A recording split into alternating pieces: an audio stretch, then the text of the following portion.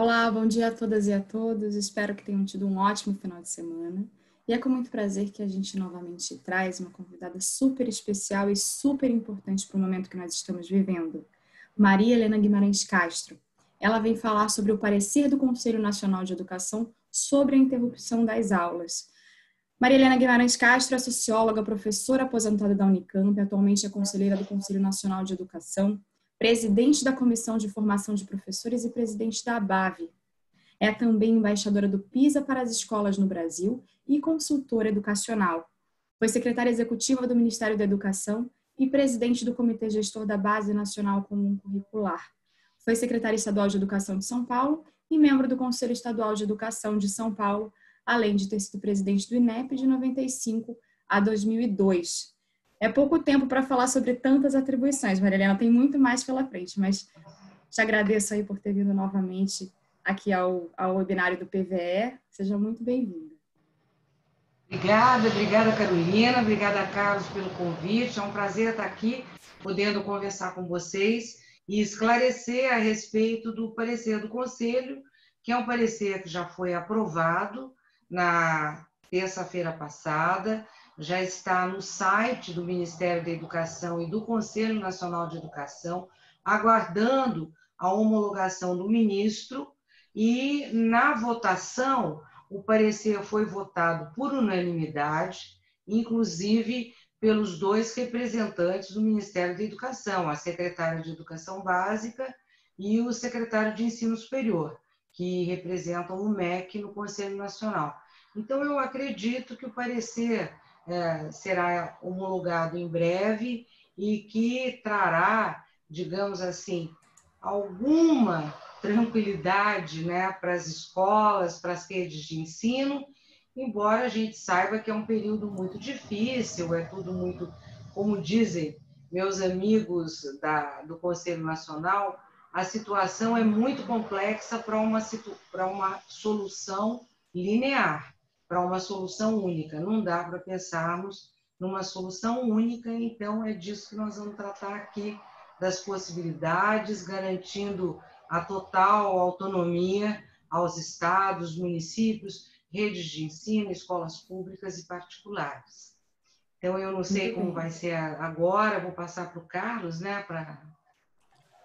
Queria te cumprimentar, Maria Helena, e uma vez mais agradecer a sua disponibilidade, a sua gentileza em atender o convite do PVE. Queria cumprimentar a todos nesse início de semana. Nós estamos desde o dia 19 de março, Maria Helena, com videoconferências para que a gente possa trazer apoio, para que a gente possa trazer assistência técnica aos municípios, aos secretários e às suas equipes. A sua participação aqui certamente é muito importante para tranquilizar, mas, sobretudo, para mostrar os encaminhamentos sobre a organização de atividades não presenciais e também começar a pensar na reorganização dos calendários escolares. Vamos lá, Carol. Muito bem, muito bem. Eu não tive tempo de apresentar o Carlos, né? Eu sei que todo mundo já conhece, o Carlos ele é habituê aqui do PVE, mas enfim, o Carlos é conselheiro do Conselho Estadual de Educação do Paraná, membro do Instituto Campanha Nacional pelo Direito à Educação. Carlos foi presidente da Undime Nacional e do Conselho Nacional do Fundeb e coordenou a elaboração e desenvolvimento da plataforma Convive Educação. Atualmente é consultor na área de gestão educacional e trabalha conosco diariamente no webinar do programa Parceria pela Valorização da Educação. Bom, feitas as devidas apresentações, eu então inicio o dia de hoje com uma enquete. Eu peço para a Ana Clara, que é nosso auxílio técnico, soltar a primeira pergunta aqui. Quais são as suas principais dúvidas sobre o parecer do Conselho Nacional de Educação sobre a interrupção das aulas? E aí, Maria Helena, assim que a gente tiver uma oportunidade depois da sua fala, a gente volta com esses resultados para discutir sobre eles. Bom, pode começar, Maria Helena, seja muito bem-vinda mais uma vez. Tá bom, vamos começar. Posso tirar a pergunta aqui que está da frente? Pode, só fechar com um xizinho. Tá bom, já fechei. Bom, primeiro, mais uma vez agradecendo a participação de vocês e o convite, eu gostaria de enfatizar que o parecer que foi aprovado agora na semana passada, no dia 28 de abril, ele ficou em consulta pública entre os dias 17 e 24 de abril. Nós recebemos mais de 500 contribuições, né? eu quero dizer que a maioria das contribuições foram sobre educação infantil. Eu acho que a educação infantil, de fato, foi o campeão das dúvidas, das propostas, né? Mas tivemos também muitas contribuições de entidades representativas do setor público, do setor privado, perguntas e dúvidas sobre o ensino superior, sobre educação técnica, educação especial, enfim, sobre todas as áreas, né? Então, eu vou falar um pouco, em geral, do parecer, vou fazer uma apresentação sintética, né? Para lembrar, em primeiro lugar, o contexto que nós estamos vivendo. Quer dizer, nós estamos vivendo um contexto, é muito importante saber que nós não podemos ainda voltar às aulas, né? As escolas praticamente estão fechadas há pelo menos 30 ou 40 dias.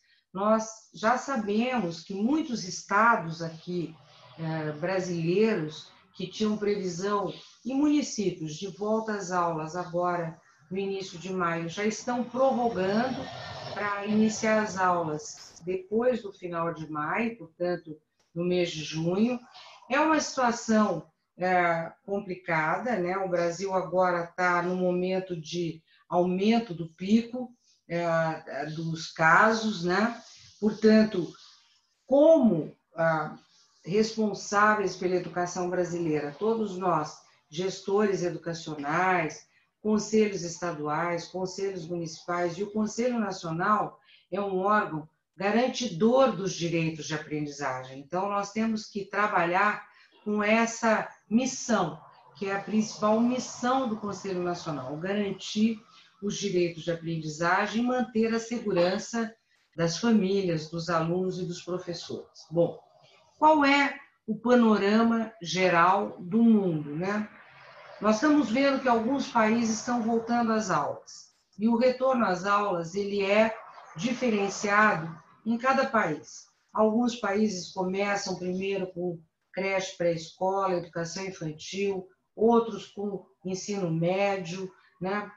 Outros estão adiando para o mês de setembro, né? Encerrando o ano letivo de 2019 2020, outros informando que as aulas vão retornar, mas com um número muito reduzido de alunos. Então, mesmo os países que têm sistemas de ensino integral historicamente consolidados vão retornar com metade dos alunos de manhã, a outra metade à tarde. Enfim, há muitas iniciativas e elas são bastante variadas, né? Todos os países adiando os exames nacionais. Hoje mesmo tem matéria no jornal informando que alguns países estão baixando legislação para evitar reprovação, para evitar o abandono escolar. Enfim, é uma situação mundial de muita preocupação, de muito cuidado. Em primeiro lugar, cuidado com a vida das pessoas, com a saúde das pessoas e com o direito à educação de todas as crianças e jovens. Eu acho que é esse o contexto que nós estamos trabalhando, né? Quais são as competências do CNE, né, do Conselho Nacional de Educação? O Brasil é um país muito diverso, muito desigual, muito diferenciado, é uma federação. Então, nós sabemos que os sistemas de ensino, por exemplo, tem município no norte, no nordeste, que já está vivendo situação até de lockout, que é o caso do Maranhão. O Pará está estudando essa possibilidade, né? Tem situações assim muito mais tranquilas em outros municípios, outros estados brasileiros. Tem município até que não tem nenhum caso de Covid-19, né? Mesmo aqui no estado de São Paulo, onde eu estou, as diferenças são muito grandes entre a região metropolitana de São Paulo e o interior. Então, o Conselho Nacional fez um parecer que respeita essas imensas diferenças desse país gigante que é o Brasil, com diferenças territoriais, com diferenças culturais, né? Com diferenças, às vezes, até linguísticas, como é o caso lá do Norte, do Nordeste, onde nós temos lá comunidades indígenas, quilombolas, enfim, é com esse, digamos assim, com esses princípios, né, e com esses pressupostos que nós desenvolvemos esse parecer. Lembrando que o Conselho Nacional, ele fala com as escolas públicas e com as escolas particulares, né? O Conselho Nacional, ele tem que olhar o conjunto da educação brasileira e não apenas a rede pública de educação básica, a rede pública de ensino superior. E nós observamos que muitos estados e municípios, a partir de março, começaram a elaborar várias medidas. Cada um saiu para um lado, né? E um pouco o objetivo do Conselho Nacional foi procurar harmonizar essas medidas e fazer um tipo de um guarda-chuva institucional, é um parecer normatizador que consegue ajudar os estados e os municípios, as escolas, as redes de ensino, a definir as suas estratégias, mas garantindo, digamos assim, os direitos de aprendizagem de todas as crianças, de todos os jovens. Portanto, o nosso parecer é um parecer que resguarda a autonomia dos entes federados, resguarda a autonomia dos sistemas de ensino e trabalha considerando todas as legislações existentes, a LDB, as leis que normatizam, né, e os pareceres e resoluções que normatizam a educação nacional, né? Como eu já disse no começo, é impossível pensar numa solução única. Qual é o nosso foco central no parecer? A pergunta central é como a escola pode chegar até todos os nossos estudantes com essa situação de pandemia, de isolamento social, né? E de imprevisibilidade. Nós não sabemos, quer dizer, tem rede escolar que está dizendo que só volta às aulas em agosto, outros estão dizendo que vão voltar em julho, outros vão voltar em junho, né? Bom, é uma situação de imprevisibilidade, então, como fazer para garantir que a escola chegue até todos os estudantes no período de isolamento? O nosso grande desafio é como minimizar, como diminuir os impactos da pandemia na aprendizagem. Nós sabemos que vai ter impacto, que vai ter consequência, né? Os alunos estão sofrendo, os professores estão sofrendo, as famílias estão sofrendo, mas como minimizar esses impactos, como evitar retrocessos no processo de aprendizagem e como manter o vínculo dos estudantes e das famílias com as escolas. Esse é o nosso grande desafio. Com essas perguntas, o parecer tem uma estrutura que começa pela descrição do problema, né? Mostrando quais foram as várias decisões dos estados, né? As decisões, inclusive, do Ministério da Educação, como a medida provisória, que está no Congresso e que diminui, ou seja, ela estabelece que os 200 dias não são obrigatórios, mas mantém a obrigatoriedade das 800 horas. Há várias emendas no Congresso Nacional discutindo a medida provisória. Nós não sabemos ainda como essa medida provisória será aprovada pelos deputados e senadores, pelo Congresso, né? Então, tem esse problema. O grande problema é como mitigar danos nessa fase de quarentena. O parecer, ele se refere especificamente ao período de quarentena e ele trabalha sempre com a perspectiva de mitigação dos danos e também com o retorno às aulas, né? Nós também tratamos da volta às aulas, porque nós sabemos que a volta às aulas vai ser muito complicada, né? A volta às aulas vai ser diferente de um estado para outro. Nenhuma escola vai voltar e todo mundo na escola. Não vai acontecer isso. A volta às aulas será aos poucos, será gradativa, nenhuma escola vai conseguir ter todos os alunos ao mesmo tempo lá, tendo aula. Nós precisamos garantir a segurança sanitária das escolas, né? Vamos precisar reorganizar as turmas para que as classes não fiquem muito cheias, né?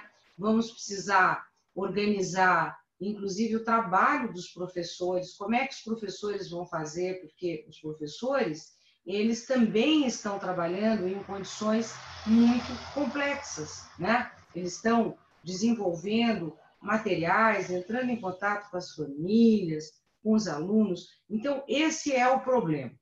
Quais são as premissas do parecer, então? A primeira é a diversidade do país, as redes de ensino são diferentes, as escolas são diferentes, as famílias são diferentes, dentro de cada escola nós temos famílias diferentes, né?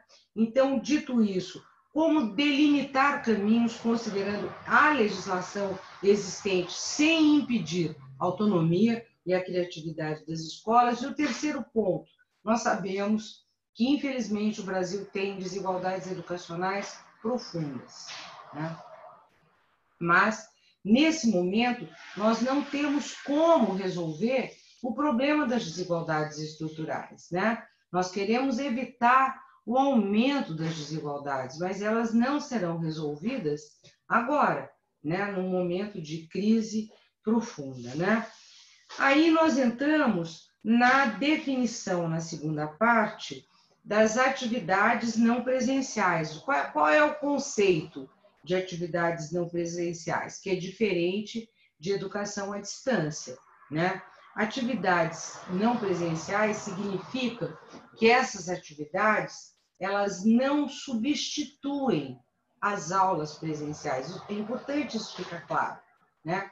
Aula presencial é uma coisa, atividades não presenciais é outra coisa. Elas envolvem um conjunto de estratégias que as escolas, os sistemas de ensino, as redes estão definindo, né? Então, tem gente que diz, não, mas os alunos não têm acesso à internet, as escolas não têm uma infraestrutura adequada. É verdade, a maioria das escolas não tem uma infraestrutura adequada. Portanto, isso não é educação à distância, que pressupõe uma infraestrutura tecnológica que as nossas escolas não têm e pressupõe atividades presenciais nos polos de educação à distância para fazer a avaliação presencial dos alunos. Então, isso não pode ser agora, né? Então, bom, o que nós estamos chamando de atividade não presencial? São várias iniciativas que vão desde atividades impressas que as escolas encaminham para as casas dos alunos, né? Dever de casa que os alunos fazem, que estão previstos nos livros didáticos, né? São atividades, videoaulas, quando a escola tem condições de gravar uma videoaula, aulas online diretamente, né? Durante o período de aula, muitas escolas estão fazendo isso, né? Aulas e conteúdos curriculares divulgados por TVs educativas, rádios comunitárias que apoiam as escolas, né? Redes, grupos e blogs de internet, WhatsApp, Facebook, organizados pelas próprias escolas. Então, nessas atividades não presenciais, nós estamos incluindo diferentes iniciativas e diferentes estratégias, né? E claro que essas diferentes estratégias, elas são diferenciadas para cada nível ou etapa de ensino. Então, educação infantil é uma coisa, anos iniciais é outra, anos finais, ensino médio é outra. As modalidades específicas de educação especial, educação de jovens e adultos e educação escolar indígena e quilombolas, elas também estão detalhadas, assim como o ensino técnico, né, tecnológico, quer dizer, tinham coisas que não estavam previstas na primeira versão, que foi divulgada para consulta pública, e agora nós já incluímos EJA, educação especial, indígenas, quilombolas, ensino técnico, além do ensino superior, que também ocupa um grande espaço nesse parecer, né? Até porque o ensino superior é regulado diretamente pelo Ministério da Educação e pelo Conselho Nacional de Educação. Então, ao contrário da educação básica, que ela é, digamos assim, basicamente deliberada e definida a partir dos conselhos estaduais e municipais, respeitando algumas normas, alguns normativos nacionais, né? No caso do ensino superior, nós sabemos que o MEC é o grande responsável pela regulação do ensino superior brasileiro, público e privado, né? Com exceção das universidades públicas estaduais que estão na jurisdição dos conselhos estaduais. Bom, então, o que é importante? Eu vou entrar depois em cada nível, educação infantil, etc. O que é importante é que cada escola, pública ou particular, tem um plano de trabalho que defina como a escola vai garantir os direitos de aprendizagem dos seus alunos, de cada um dos seus alunos. Isso é fundamental, né? As escolas e redes terem um plano de garantia desses direitos. Por quê? Porque nesse período de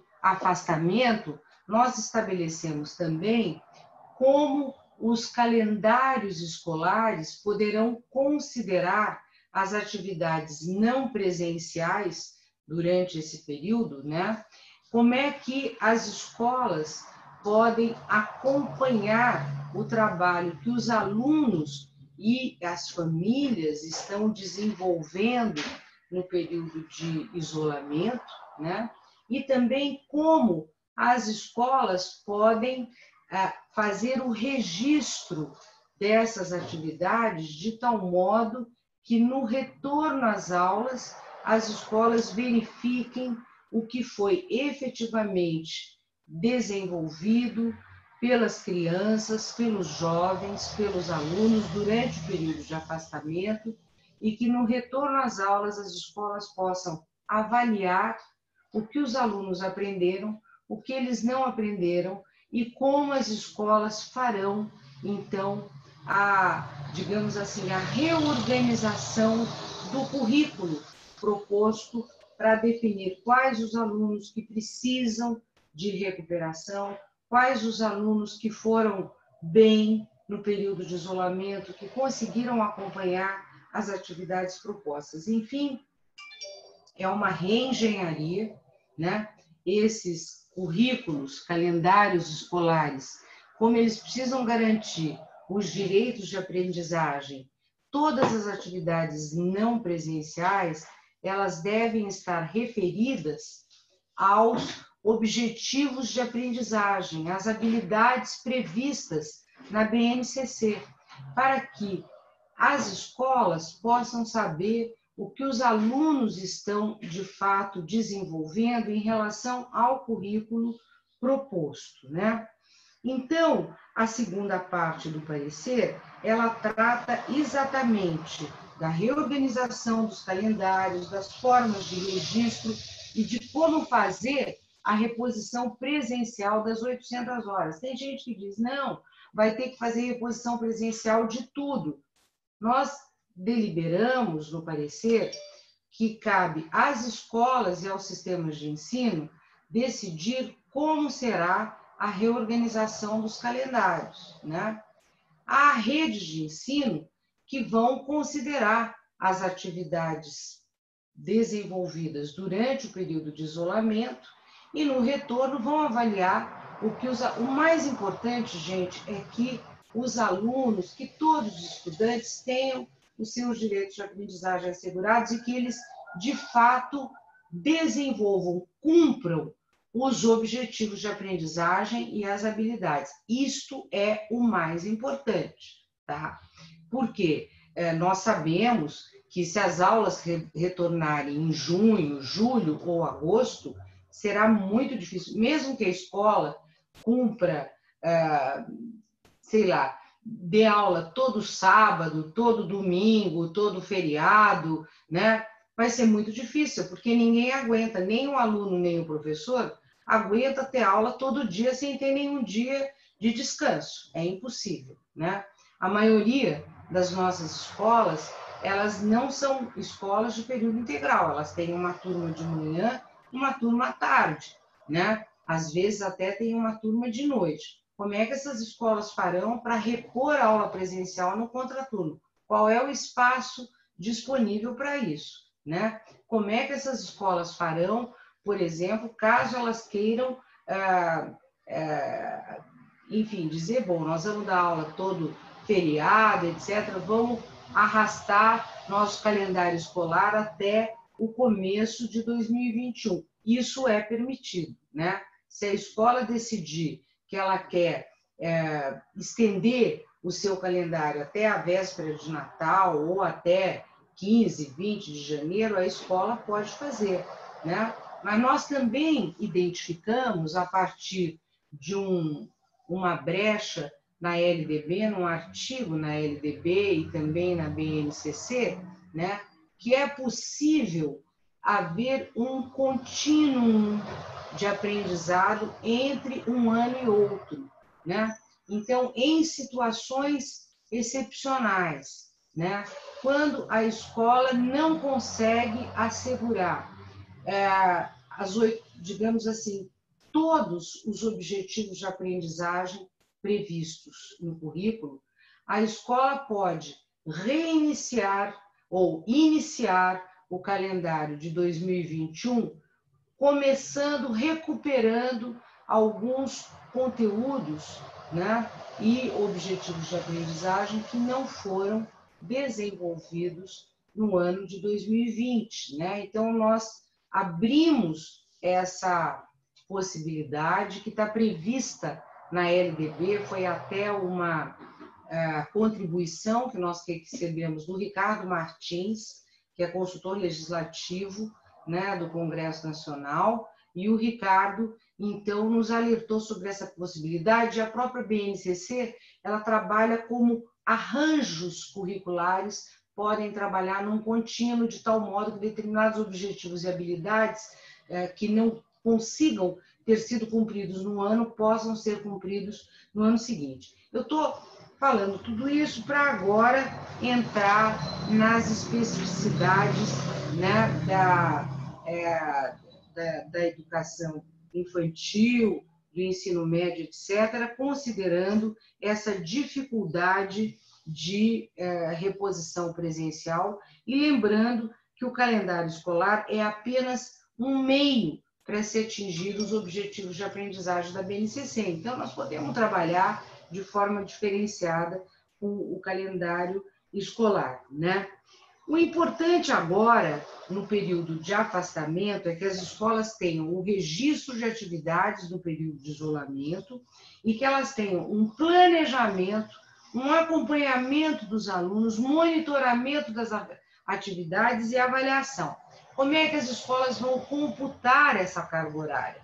Para as escolas computarem essa carga horária no período de isolamento, obrigatoriamente elas precisarão ter esse registro bem organizado e depois fazer a avaliação diagnóstica no retorno às aulas para ver o que os alunos aproveitaram, o que eles não aproveitaram, né?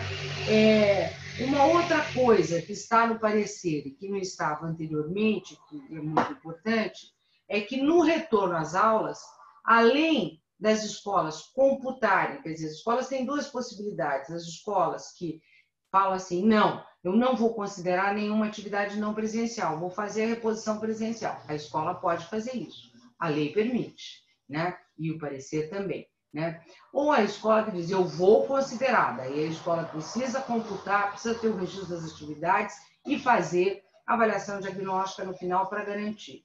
E uma terceira hipótese que é a escola que diz assim, olha, eu vou oferecer complementação ou recuperação escolar para os meus alunos por atividades não presenciais, por meio de atividades não presenciais, né?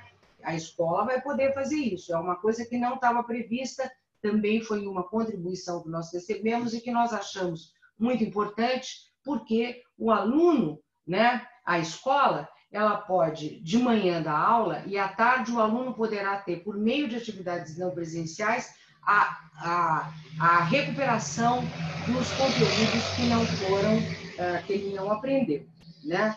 Bom, vamos lá, deixa eu passar agora para a educação infantil, né? Na educação infantil, a questão mais importante é evitar a perda de vínculo das escolas de educação infantil com as famílias e com as crianças, né?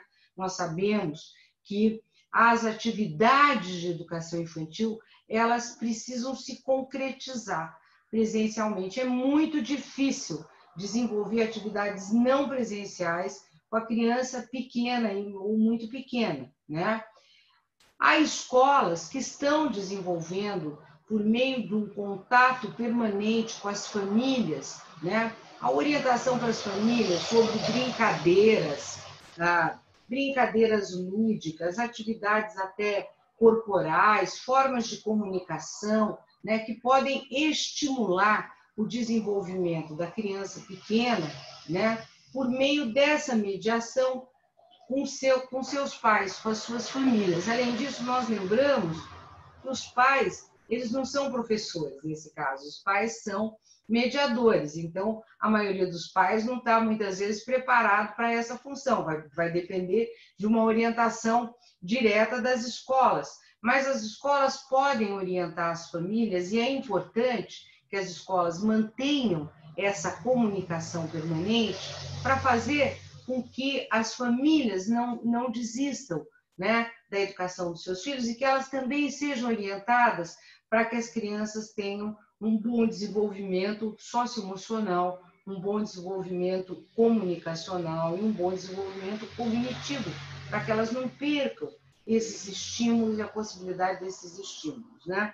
Então, essa é a nossa orientação principal, sem eliminar, é claro, a possibilidade de algumas escolas, por exemplo, tem secretarias municipais que nos encaminharam uma série de atividades não presenciais que as escolas estão desenvolvendo, secretarias municipais, redes públicas, né, que estão desenvolvendo atividades lúdicas, preparando as crianças para a aprendizagem a partir dos anos iniciais. Nos anos iniciais é bem mais complicado, né? Então, aí sim, a dificuldade é grande. Por quê? Porque os anos iniciais, vejam, no caso da educação infantil, nós também alertamos, eu tinha me esquecido desse detalhe, que há um dispositivo no artigo 31 que as escolas de educação infantil podem flexibilizar a carga horária, garantindo 60% das 800 horas, né? Seriam, então, 480 horas. Agora, essa flexibilização da carga horária, ela resolve, no caso da educação infantil, uma parte do problema, né? Por quê? Porque não existe retenção na educação infantil, né? Agora, nos anos iniciais, nós estamos falando de escolaridade formal, as crianças têm retenção já a partir do 2º ano, né? Ou do 3º, aí vai depender muito da organização do sistema de ensino. E nós estamos falando de alfabetização, aprender a ler, escrever, a contar, né? Nós estamos falando de letramento matemático, estamos falando de letramento em linguagem, em língua portuguesa, né? E é muito difícil para uma criança pequena, nos anos iniciais, desenvolver atividades não presenciais e aprender por meio da mediação dos seus pais, das suas famílias. É muito difícil. Por quê? Porque os pais, como eu já disse, eles não são professores, né? Os pais, eles não estão preparados para essa função. E muitas vezes os pais têm muita dificuldade de exercer essa mediação em relação à alfabetização. Então, os pais precisam ter uma orientação muito estruturada. Desculpe um minutinho. Nossa, tá um barulho aqui insuportável. O que é isso? Por favor, eu estou dando uma videoconferência.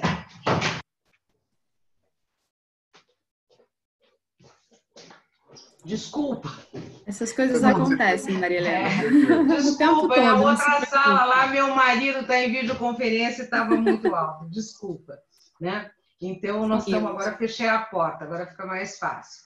Bom, então, assim, no caso da educação infantil, os pais, com esse papel de mediação, é um pouco mais fácil, né? Pelas características, né? Inclusive, os pais podem, por exemplo, fazer com que as crianças ajudem nas rotinas, né, da casa. Isso é muito importante até para o desenvolvimento da autonomia da criança, né? A criança gosta de participar. Eu tenho um netinho pequeno que está passando aspirador de pó todo dia no quarto dele, ele acha o máximo, né? Porque ele tem problemas de alergia e tal, então ele acha muito importante o fato dele ter aprendido a cuidar das coisas dele, né? Com 8 anos de idade, ainda é muito pequeno, mas ele está cuidando de algo que é importante para a saúde dele e tudo mais. A mãe dele está trabalhando, continua trabalhando, né? Então, há situações assim, né? Nos anos iniciais, não. Nos anos iniciais, de fato, eu peço uma atenção muito grande das escolas, das redes de ensino, para que as famílias recebam orientações bem estruturadas, que os professores e as escolas possam acompanhar o que os alunos estão fazendo. O ideal é enviarem até atividades impressas para a casa das crianças, fazerem um acompanhamento para ver o que eles estão ou não conseguindo fazer. Se puder ter digamos assim, um contato online, por meio de vídeo, por meio de telefone celular, muito bom, né? Se não puder, né, de todo modo, é uma tentativa das escolas. Agora, no final, é preciso ter um cuidado com a avaliação diagnóstica dessas crianças. Claro que uma criança que está no primeiro ano, quando ela retornar, ela vai precisar começar da estaca zero. A criança que está no segundo ano, quando ela retornar às aulas presenciais, ela precisará ser cuidadosamente avaliada, ela precisará ser cuidadosamente acompanhada para evitar que essa criança carregue problemas de alfabetização que terão impactos para o resto da vida escolar da criança, né? Então, nós precisamos ter um cuidado. Eu me preocupo diariamente com esse problema dos anos iniciais e eu peço atenção muito grande de vocês, né? Em relação aos anos finais e os anos ensino médio, é mais simples. Os alunos têm mais autonomia, já têm uma certa cultura digital, muitos já estão trabalhando, já têm acesso à internet, têm um smartphone, têm grupos de WhatsApp, já sabem entrar no Facebook, né? Então, esses estudantes dos anos finais, né, de 11, 12 anos para frente, têm muito mais facilidade para atividades à distância, além do que as escolas podem complementar, como eu disse, por meio de atividades impressas, etc., videoaulas, até provas, né? Tem escolas públicas aqui no estado de São Paulo que estão mandando até provas para os alunos fazerem em casa. Não tem importância que os alunos possam consultar, porque depois, quando voltar às aulas, as escolas vão fazer uma avaliação diagnóstica e terão uma avaliação concreta do que os alunos aprenderam ou não, mas é uma maneira, né, das escolas estarem, de fato, ajudando, apoiando o trabalho dos alunos, né? No retorno às aulas, antes, no ensino médio, o maior problema é abandono escolar. Abandono escolar, né? Nós sabemos que já há notícia de muitos estudantes que abandonaram as aulas, né? Aí é muito, muito essencial que as redes de ensino façam uma busca ativa desses alunos. A partir do 8º, 9º ano, já há alunos dizendo, esse ano já foi, eu volto ano que vem. Não pode, né? É fundamental que as redes façam uma busca ativa desses estudantes para evitar que eles desanimem, que eles deixem de... Vai dar certo, vai acabar o período de isolamento, há outras estratégias, os alunos poderão fazer recuperação, por favor. Nós temos que garantir a volta de todos os alunos às aulas, né? Um outro ponto assim importante, né, é a avaliação, antes de eu entrar no retorno às aulas, nos cuidados, né?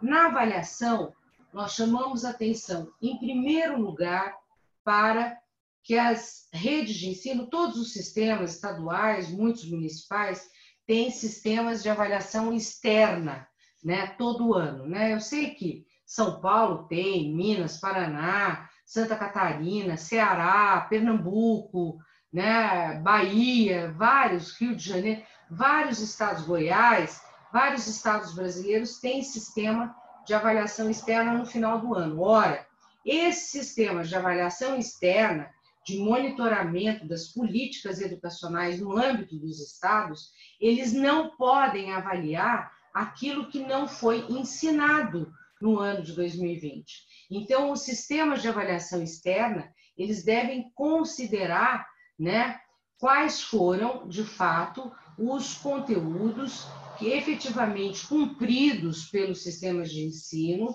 né, a partir desse problema aí do isolamento social, para que não haja uma avaliação que diga assim, olha, foi um fracasso tremendo, ninguém aprendeu nada, caiu o IDEB, caiu tudo. Não, não pode, né? Nós precisamos ter esse cuidado, porque é um ano diferente. É um ano, tem países aí na Europa que estão baixando lei, proibindo a reprovação do aluno e exigindo a promoção automática de todos os alunos que estão passando por esse período de pandemia.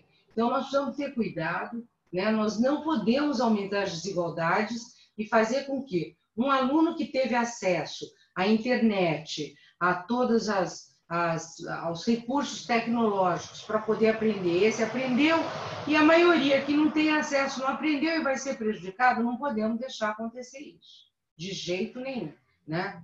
Então, é importante que as redes tenham esse cuidado, que as redes evitem o aumento do abandono escolar e o aumento da reprovação, né? É muito importante, né? Porque senão nós vamos estar de novo reproduzindo, aumentando as desigualdades educacionais. Não podemos fazer isso. E o fundamental no retorno às aulas presenciais, e aí eu já estou encerrando, é, de fato, o acolhimento das crianças, a preparação das escolas e as avaliações diagnósticas. Olha, gente, nenhum país, nem na China, nem na Coreia, nem na Alemanha, nem na Itália, nem na França, nem na Espanha, nem nos Estados Unidos, nenhum país está planejando uma volta às aulas, tipo assim, ó, fechamos, agora abrimos, está tudo igual, voltou ao normal. Não vai ser assim, né? E é importante que as escolas tenham essa consciência, que as famílias tenham essa consciência, que os alunos tenham essa consciência, que todos recebam uma comunicação, tá? Por quê? Porque as escolas, os alunos vão precisar usar máscara na volta às aulas, né? Então, as redes vão ter que providenciar isso, né? As escolas terão que providenciar condições sanitárias para os alunos. Álcool gel, como é que vai ser? Todo mundo vai ter álcool gel na entrada da aula, ao longo das aulas, né? Como é que vai ser o uso dos banheiros? Vai entrar um aluno de cada vez? Como é que vai ser isso, né? Como é que vai ser a organização da turma? Nós vamos colocar uma distância de 2 carteiras entre um aluno e outro? Como é que nós vamos fazer para reorganizar as escolas e as turmas, né? Então, são muitos... Como é que vai ser na hora do lanche, na hora do recreio? Como é que vai ser com a criança pequena que vai para o recreio e A criança pequena gosta de brincar, um pega o outro, um abraça o outro, né? Os jovens também se pegam, se abraçam, se beijam. Como é que vai ser isso, né? Lembre-se que a criança pequena, ela não apresenta sintomas, mas ela é um vetor de contaminação, né? Já tem evidências científicas, pesquisas, mostrando que o problema do retorno às aulas é que a criança pequena é um vetor de contaminação. E aí, hoje, nós temos um grande desafio com os profissionais da saúde que estão na linha de frente, que estão se contaminando, né? Muitos até morrendo, né? E os nossos professores, e os profissionais da educação, né? Se a criança é um vetor de contaminação, o que pode acontecer, se não houver esse cuidado, né, de distanciamento entre as crianças, etc., o que pode acontecer com os professores, né, com as equipes escolares, né, o que pode acontecer com as famílias, quando as crianças voltarem para suas casas, né, do ponto de vista da contaminação, né. O que pode acontecer, por exemplo, se não houver esse cuidado, né, com os jovens. Nós já sabemos que no Brasil há muitos casos de jovens contaminados pelo coronavírus, alguns até internados, né? E o que pode acontecer com eles, né? Então, nós precisamos ter isso muito claro, né? Que o retorno às aulas deverá ser cuidadosamente planejado, orientado, né? Cuidado para garantir as condições sanitárias, né? E que todas as crianças e estudantes precisam tomar e as famílias precisam ter plena consciência disso, né? Nós ainda não chegamos no pico, a nossa curva continua crescendo, não sabemos quando ela entrará em declínio, provavelmente na segunda metade do mês de maio, né? Aí nós deveremos estar observando o comportamento dessa curva da pandemia, mas também sabemos que vários países estão esperando uma segunda onda, né? Estados Unidos está se preparando para uma segunda onda, a Europa está se preparando para uma segunda onda, então nós precisamos cuidar para evitar termos uma segunda onda. Eu paro por aqui e vou aguardar as perguntas. Já estou até sem voz. Obrigada. Obrigada a você, Maria Helena. Muitas perguntas por aqui. Bom, eu peço para a Ana Clara soltar o resultado da enquete, que a gente conversa um pouquinho sobre essas principais dúvidas que eram antes, né, da gente iniciar a nossa conversa. E aí a gente segue, então, para responder as perguntas que foram enviadas pelo chat. Quais são as suas principais dúvidas sobre o parecer do Conselho Nacional de Educação sobre a interrupção das aulas? Então, com 54%, a gente tem como se dará a volta às aulas, né, as estratégias de organização.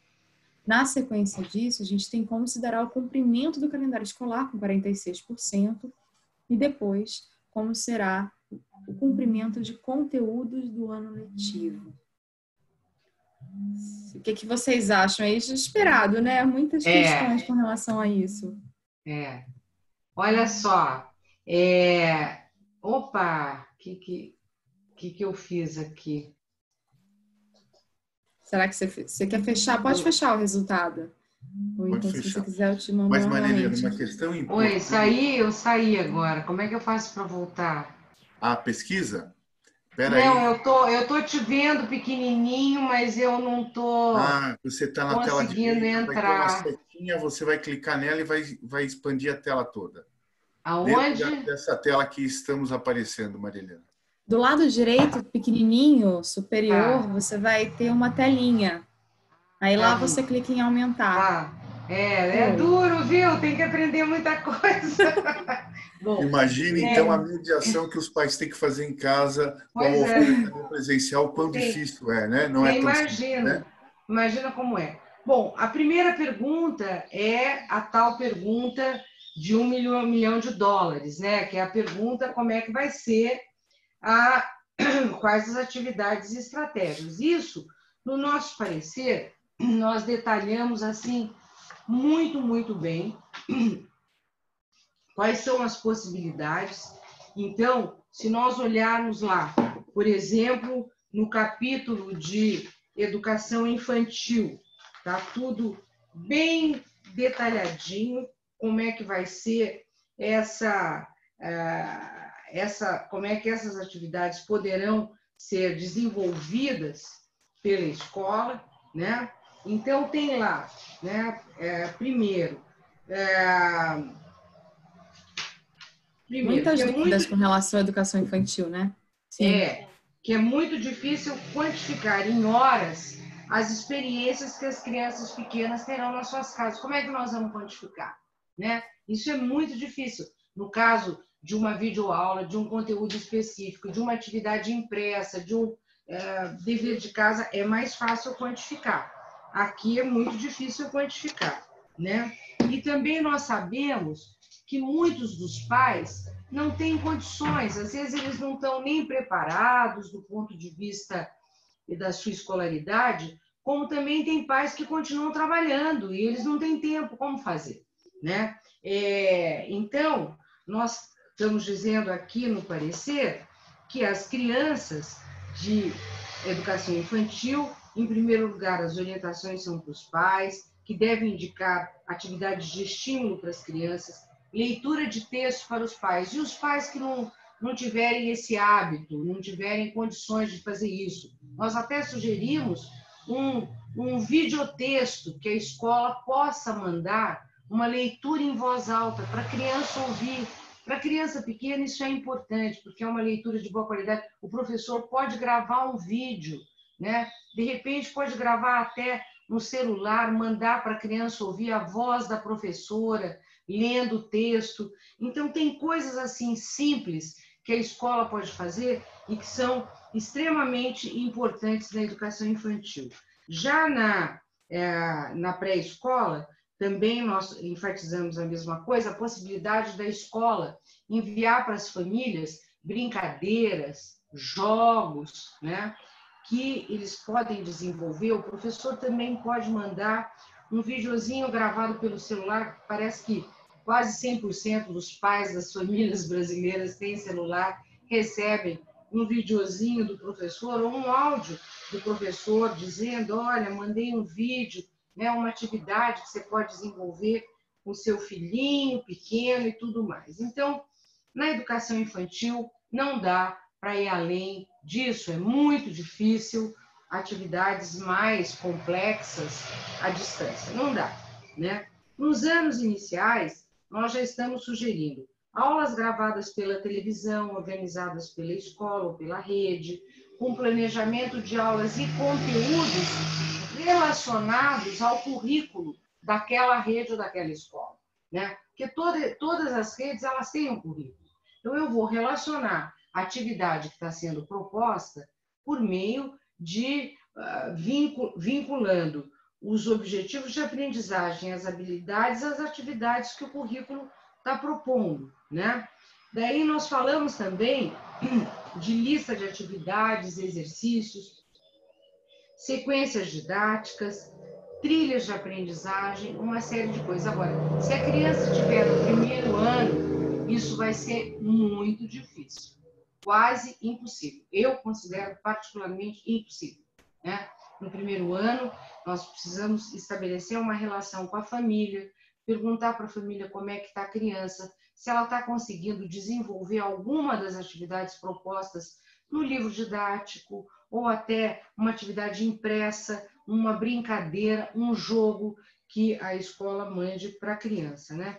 O fundamental aí é ter um guia de orientação para os pais e para os estudantes sobre a organização da rotina diária com as crianças dos anos iniciais, com sugestões de leitura para os pais fazerem para os seus filhos, sugestões de horário de TV aberta. Nós sabemos que a criança não pode ficar mais do que no máximo 2 horas numa TV aberta, mas tem o canal Futura, as TVs educativas, tem muita coisa interessante para a criança dessa faixa etária, né, compatível com essa faixa etária, né, pinturas, recortes que a escola pode mandar, né, distribuição de alguns vídeos educativos por meio de plataformas, e daí vai, quer dizer, na medida em que a gente entra nos anos finais e no ensino médio, as atividades vão se tornando mais exigentes, mais complexas, na medida em que nós estamos falando de uma criança, de um estudante que já é alfabetizado.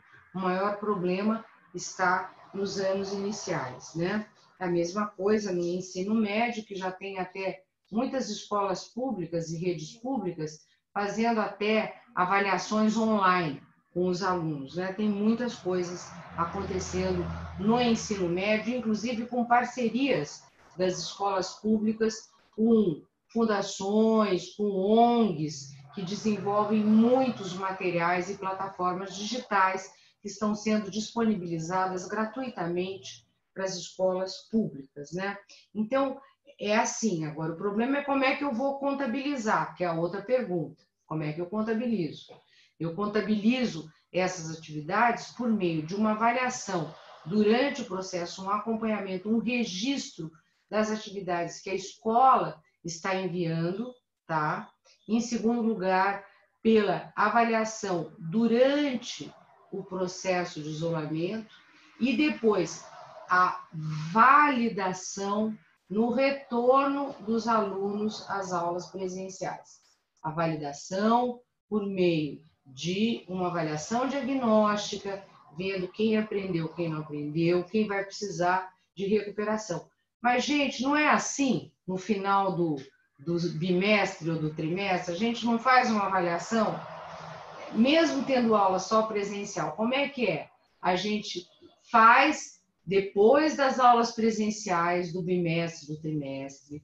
No final, nós avaliamos o aprendizado, nós identificamos os alunos que aprenderam, os alunos que não aprenderam, estabelecemos quem vai para a recuperação, é a mesma coisa, né? Nós não estamos falando de nenhuma novidade, apenas que nesse período os alunos ficaram longe do prédio escolar, mas a escola tentou chegar até a casa, até os alunos, né? Nós estamos falando, na verdade, de situações diferentes para problemas muito semelhantes, né? Que nós verificamos até com as aulas presenciais. Maria Helena, uma questão importante que a gente observa no parecer, se você me permite, até aproveite para descansar, tomar um pouco de água, é merecido, é a questão da educação infantil no item 2.7 do parecer, que aguarda, muito bem feito, agora aguarda a homologação. Me parece que o Conselho Nacional de Educação, no entendimento a partir das diretrizes curriculares nacionais da educação infantil, né, que tem como um dos pilares a permanente interação entre o professor e o aluno, o Conselho Nacional de Educação recomenda que as escolas se aproximem das famílias, mas o Conselho não recomenda que seja normatizada, que seja realizada atividade não presencial e principalmente EAD, como está no primeiro parágrafo, para a educação infantil. Essa é uma grande pergunta que aparece aqui, Maria Helena.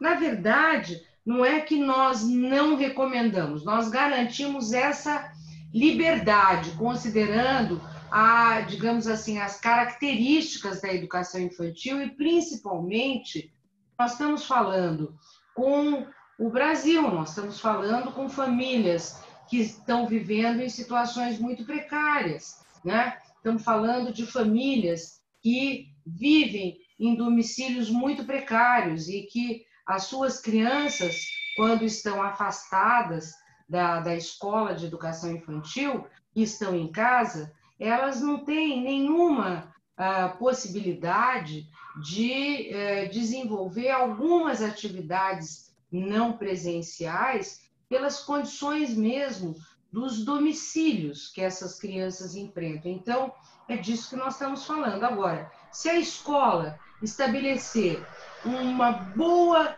relação, tem muitas escolas públicas e particulares que estão estabelecendo uma ótima comunicação com as famílias, enviando até materiais impressos de atividades para os pais desenvolverem com as suas crianças, né?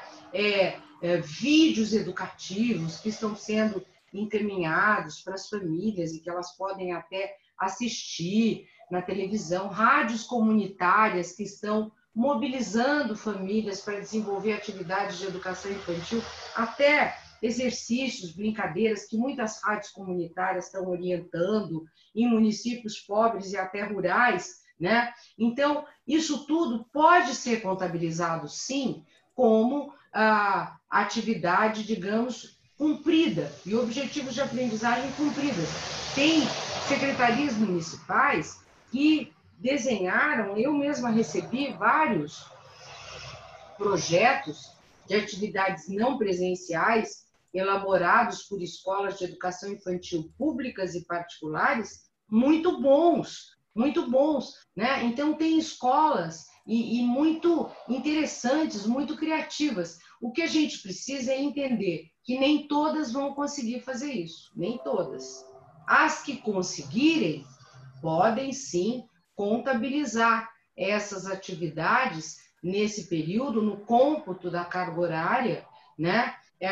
Quando os alunos retornarem para as aulas presenciais. As que não conseguirem, e são muitas, elas poderão, no retorno, né, flexibilizar a carga horária por meio daquele artigo 31 da LDB, uma vez que na educação infantil existe essa brecha na lei em vigor.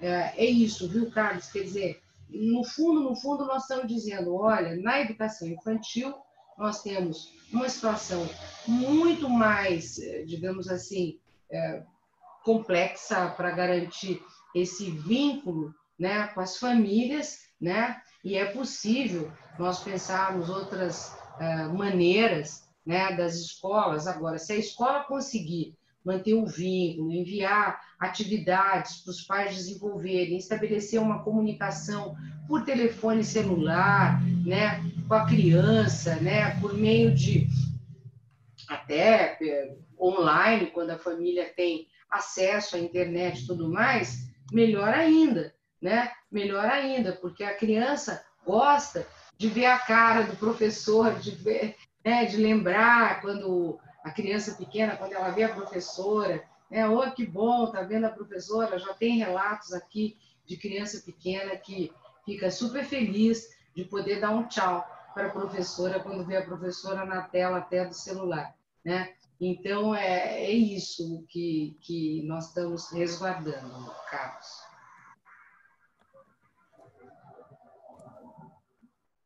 Muito bem. Eu vou aproveitar, então, esse momento. Olha, são muitas perguntas, muitas que você já foi respondendo também, né, Maria Helena? Mas, de qualquer maneira, tem perguntas que foram enviadas lá atrás e que ainda têm dúvidas com relação a isso. De toda forma, antes, eu peço para a Ana Clara soltar as próximas perguntas com relação à satisfação, né, das videoconferências que a gente tem feito aqui. Então, se você já participou de algum outro webinar diário do PVE, e caso tenha participado, se você já colocou em prática alguma ação baseada no que aprendeu aqui. E, por fim, qual é a melhor periodicidade dos webinars para você? 1, 2, 3, 4 ou 5 vezes por semana, como a gente tem feito. Sigo, então, com as perguntas que foram enviadas aqui para nós. A Maria Cristina Rodrigues, ela diz o seguinte: o que as escolas devem priorizar no retorno às aulas com relação ao currículo, considerando que todas as escolas devem fazer um replanejamento? E como se dará esse retorno? Já aproveitando o gancho e colocando uma outra pergunta aqui. Posso responder, que agora entrou a tela aqui na minha frente. Vamos lá. Vamos lá? É só fechar com um xizinho a tela, só fechar ela, não tem problema. Tá bom. Bom, primeiro assim, eu vou dar um exemplo para ficar mais fácil isso, tá? Então, vamos supor, uma escola de ensino fundamental, anos iniciais, ela tem lá os objetivos de aprendizagem e as habilidades previstas no seu currículo, considerando a BNCC como referência no seu currículo, ela consegue identificar quais são os objetivos de aprendizagem e habilidades previstos, vamos supor, no 3º ano do ensino fundamental, que é um ano crucial para garantir a alfabetização do aluno, tá? A escola, durante o período de isolamento, a escola, então, ela fez um plano de trabalho, ela encaminhou para a casa do aluno, seja por meio eletrônico, seja por meio físico, né? Ela encaminhou as atividades que o aluno do terceiro ano deveria desenvolver, né? Ela acompanhou, ou por telefone, ou por algum meio não presencial, como é que foi? Ela manteve contato com a família do aluno, não é um aluno plenamente alfabetizado, né? É um aluno que está completando a sua alfabetização, tá? Então, essa escola, ela enviou um programa para o aluno, para ele cumprir no período de isolamento.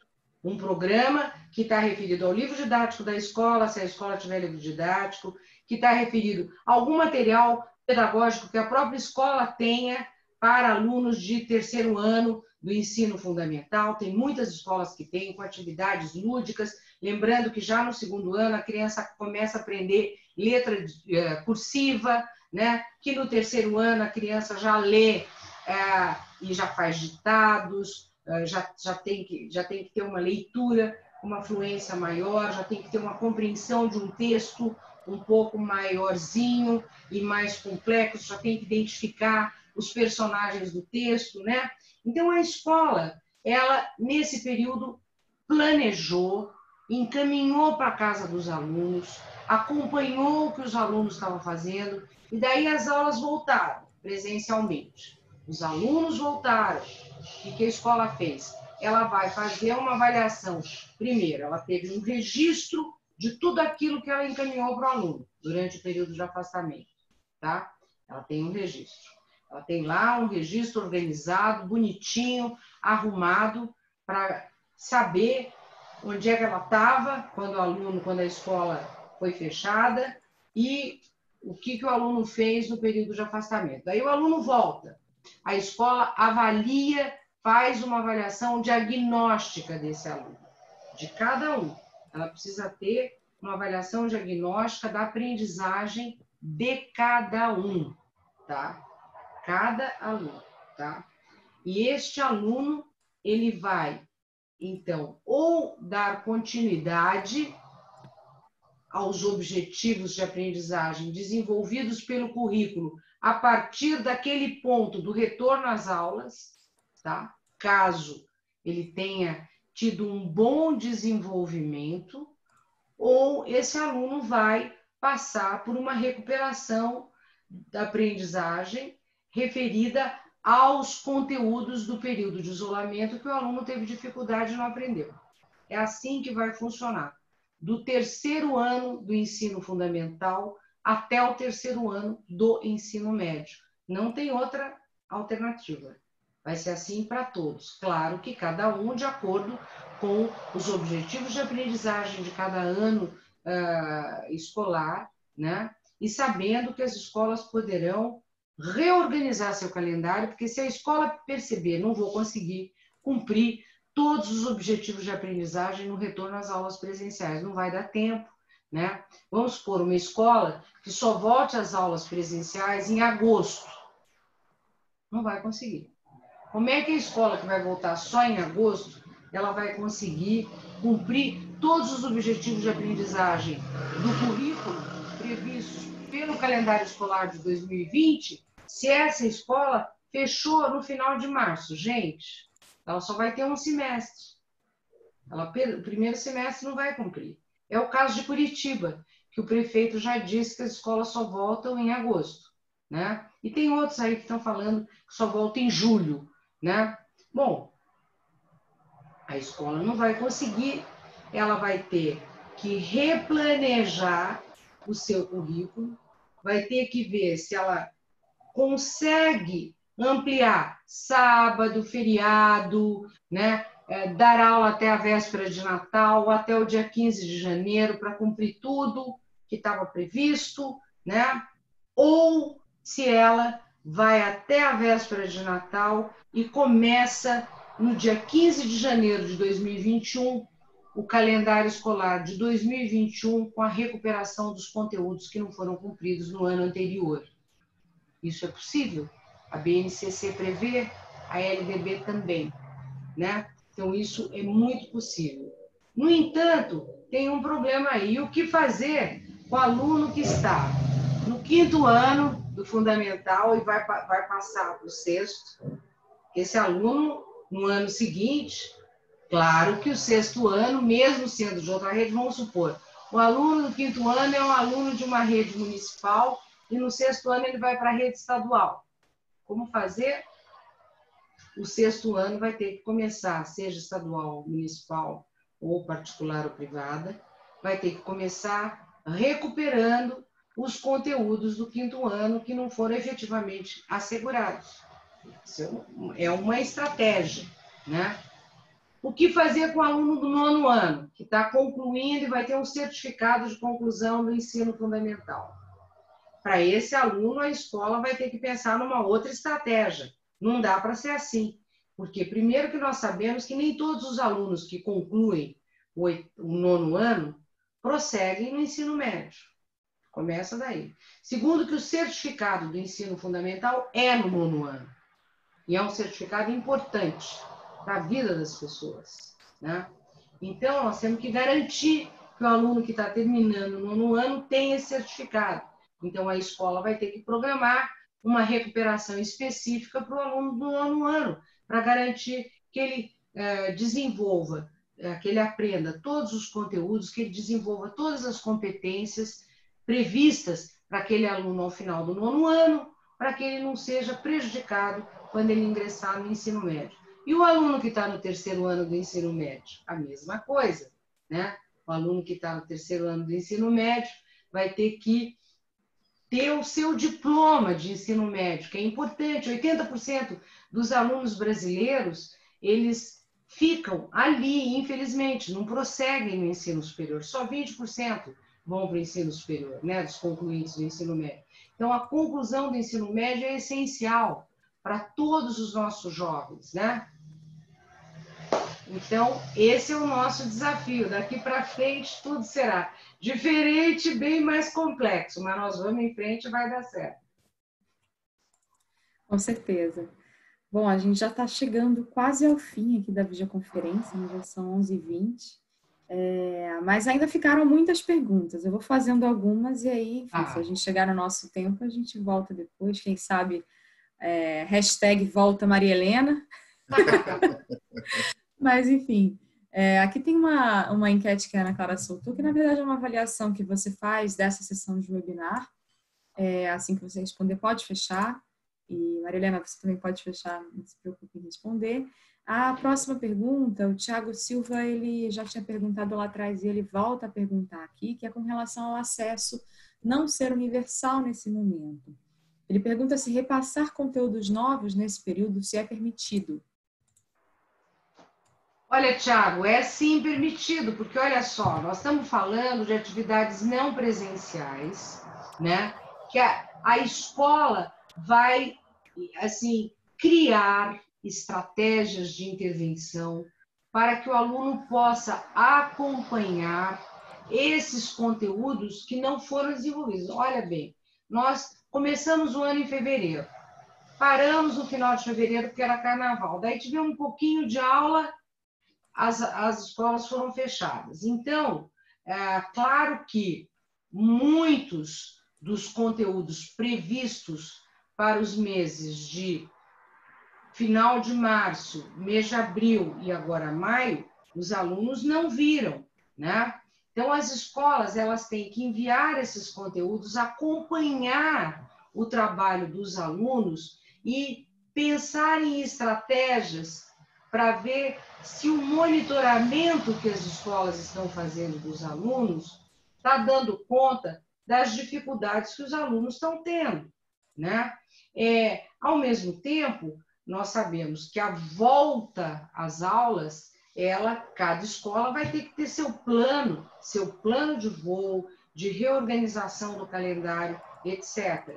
E vai avaliar. Se o aluno não aprendeu, a escola vai ter que dar de novo, que é o que eu estava dizendo, que é o que acontece quando um professor termina um bimestre ou um trimestre do calendário regular, do ano letivo presencial, sem nenhuma pandemia, a gente avalia os alunos e muitos não conseguiram aprender os conteúdos que foram dados presencialmente, com boas condições, para que os alunos aprendessem e tudo mais. Agora, com atividades não presenciais, certamente as dificuldades serão maiores, né? E nós precisaremos ter mais cuidado nessa avaliação diagnóstica no retorno. Vamos supor que o retorno presencial pode significar uma avaliação de 2 meses, de um bimestre. É muito possível. Pelo rumo que as coisas estão tomando, é possível que essa avaliação diagnóstica tenha que dar conta de 2 meses, pelo menos, com atividades não presenciais, né? E aí, a recuperação deverá ser muito bem feita, considerando o desenvolvimento de cada aluno, o aprendizado de cada aluno, né? Ou seja, é um ano excepcional para todos nós estamos aprendendo, né? O mundo inteiro está aprendendo com isso, a gente não sabe direito quais as consequências da pandemia para a vida das pessoas, né? Não temos ainda ideias claras sobre o que vai acontecer. Esperamos que logo tenhamos, assim, sei lá, vacina, melhores condições. Agora, o que está claro é o seguinte, que as tecnologias de apoio ao trabalho do professor e da professora, elas serão cada vez mais importantes, né? Nós vimos agora que é muito difícil. Todos os países estão, assim, pulando miudinho para dar conta. Por quê? Porque as tecnologias educacionais, elas não tinham chegado na educação básica, elas estavam mais na educação superior, na educação técnica profissional. Mas agora as escolas estão realmente vendo que elas precisam ter recursos tecnológicos. Então, daqui para frente, as escolas, a educação, e os professores, principalmente, gente, não existe tecnologia sem professor, é besteira.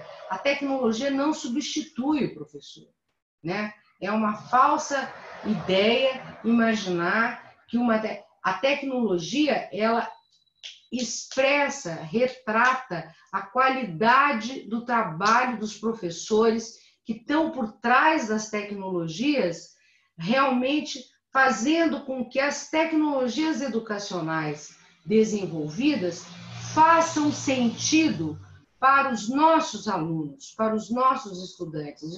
E é o professor e a professora que estão envolvidos com a organização dessas tecnologias que podem fazer com que a tecnologia funcione melhor, né? Sem isso não tem como. E é essa relação dos professores com as tecnologias que eu acredito que vai mudar muito daqui para frente. Muito as famílias, os alunos, principalmente os alunos do ensino médio e dos anos finais, menos para a criança pequena, né? Eles terão nas tecnologias um apoio até para experimentos, para desenvolvimento de projetos, desenvolvimento de pesquisas, né? Uma abordagem interdisciplinar, né? De alguns conteúdos. Eu acho que isso vai ser até importante para que a gente possa avançar na qualidade das aprendizagens. Essa é a minha visão. Muito bem. Carlos, eu acho que a gente não vai conseguir, né, responder todas as perguntas. Você quer fazer uma última, derradeira? Eu acho que a Marilena conseguiu passar, né? Ela, não sei se a Marilena foi vendo ou não, mas eu ia acompanhando as perguntas e vi que a Marilena foi tratando. Agora, muitas pessoas pediram, Carol, o parecer a gente já colocou aqui, já está também no grupo do WhatsApp do PVE, E é importante, Maria Helena, se você me permite, uma sugestão de que as secretarias de educação possam reunir suas equipes, diretores de escola, e fazer uma análise, um estudo desse parecer. Acho que é bastante importante no sentido dos encaminhamentos que o Conselho faz sobre como tratar da questão no momento. É evidente que tem ponto que há divergência, discordância, isso faz parte da democracia, mas também preciso aqui reiterar que o Conselho respeitou a legislação e fez prevalecer a autonomia das instituições e dos sistemas de ensino. É isso mesmo, Carlos. Eu acho que esse ponto é fundamental, né? As redes, as secretarias de educação precisam reunir mesmo suas equipes, estudar o parecer, ver o que pode ser feito e começar a planejar, gente. As redes de ensino, as secretarias, precisam começar a planejar o retorno às aulas presenciais, né? Muitas já têm previsão até de retorno em junho, outras em julho, né? Então, é preciso que esse planejamento seja muito bem feito, de acordo com as atividades que as escolas desenvolveram no período de afastamento, de isolamento social, né? Então, fazer essa leitura cuidadosa, essa análise cuidadosa e fazer o planejamento da volta às aulas é o grande desafio do mês de maio, né? Para todos os professores que estão trabalhando muito. Eu sempre falo, todo mundo diz assim, a escola está fechada, e os professores nunca trabalharam tanto. Estão lá, estão produzindo materiais, entrando em contato com seus alunos, com as famílias, né? Então, os professores estão trabalhando muito e eu acredito que agora, esse mês, vão trabalhar mais ainda para preparar a volta às aulas. Tá bom? Com certeza. Maria Helena, agradeço demais a sua participação, o seu retorno aqui ao webinar diário do PVE. Tem muita gente participando, não só aqui pelo Zoom, mas a gente também disponibilizou hoje pela primeira vez o acesso pela nossa página do PVE Nacional no Facebook. Então, quem não coube aqui, está assistindo por lá também. A gente vai fazer isso diariamente, porque muitas vezes a gente chega à nossa capacidade e tem muita gente querendo assistir, então não conseguia. A partir de agora a gente também consegue. E eu queria agradecer demais, dizer que as portas estão super abertas para você voltar sempre aqui. A gente precisa, sim, de muita orientação e de uma fala muito apaziguadora, muito calma, muito tranquila, que traz orientações práticas para o dia a dia das atividades das redes de ensino. Carlos, também muito obrigada pela sua participação. Quer chamar para o webinar de amanhã? Falar um pouquinho sobre a temática? Nós temos aí uma agenda já previamente definida, né, para todo mês de maio, e amanhã nós vamos ter uma conversa importante com a Tereza Pérez, que é diretora-presidente do SEDAC, e ela vai falar um pouco sobre o que nós já aprendemos com essa pandemia e a partir de uma concepção aí, uma abordagem, melhor dizendo, pedagógica, né? O que a gente já pôde aprender e dando continuidade a isso que a Maria Helena falou, o que é possível fazer. Então, amanhã nós temos aqui a presença da Tereza Pérez. Muito obrigada, Maria Helena. Obrigada, Carlos. Eu agradeço a participação de todos que acompanharam esse webinário, agradeço o convite de vocês e, quem sabe, mais para frente tenhamos outros assuntos. O Conselho Nacional agora, eu sou presidente lá da Comissão de Formação, o Mozart está concluindo o parecer sobre formação continuada e é um bom assunto para a gente tratar mais para frente. Né? Depois com que certeza. Esses calendários aí começarem a ser reorganizados, tá bom? Muito bom, então, obrigado, muito obrigada, um abraço a todos. Abração. Muito obrigada. Um abraço a todas e a todos. O calendário do PVE pode ser disponibilizado pelo site, então quem quiser acessar, entra no site do PVE, eu coloquei o link aqui no chat, mas de qualquer maneira é só acessar pve.institutovotorantim.org.br e lá vocês acessam todas as matérias que nós já publicamos e também o conteúdo da agenda da semana. Até às 4 da tarde a gente vai enviar o link para todos vocês que entraram aqui com a gravação dessa videoconferência e também com a inscrição para o dia de amanhã. Obrigada, Maria Helena. Obrigada, tchau, Carlos. pessoal. Obrigada, hein? Tchau, tchau. Obrigada. Até amanhã. Tchau, tchau.